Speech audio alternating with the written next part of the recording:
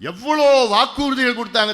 இந்த தேர்தலில் நாங்கள் ஆட்சிக்கு வந்தவுடன் முதல் வாரத்திலே நீட்டு தேர்வை நாங்க ஒழிப்போம்.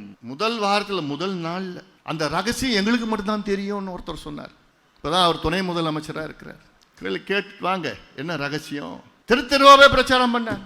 நீட்டு தேர்வால இன்னைக்கு 50 மாணவர்கள் மாணவிகள் இறந்திருக்கிறார், உயிரை மாய்த்து கொண்டிருக்கின்றார்கள். 50 பேர் தமிழ்நாட்டில். நீட்டு தேர்வு வேண்டாம், அவசியமற்றது. நீட்டு தேர்வு தமிழ்நாட்டுக்கு மட்டுமல்ல, இந்தியாவுக்கே சமூக நீதிக்கு எதிரானது, கிராமப்புற மாணவர்களுக்கு எதிரானது, ஏழை மாணவர்களுக்கு எதிரானது, தேவையில்லாது. ஆனா அப்படி ஒரு பொய்யை எதுக்கியா சொன்னேன்? உங்களுக்கு தெரியும் மத்திய அரசு தான் அதுல முடிவு பண்ணணும் தெரியும். இப்ப எதுக்கு பொய்ய சொன்ன? இதே பொய்யத்தானே எத்தனை முறை சொல்லிட்டு மீண்டும் மீண்டும் பொய்ய சொல்லிட்டு வர. உங்களால முடியல சொல்லிட்டு போ.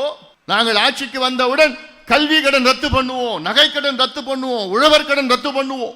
எவ்வளோ ஒரு துரோகம் செஞ்சிருக்கு திமுக. கல்வி கடன் கிட்டத்தட்ட 20,000 கோடி கல்வி கடன், அதுல 10,000 கோடி தான் இருக்கு.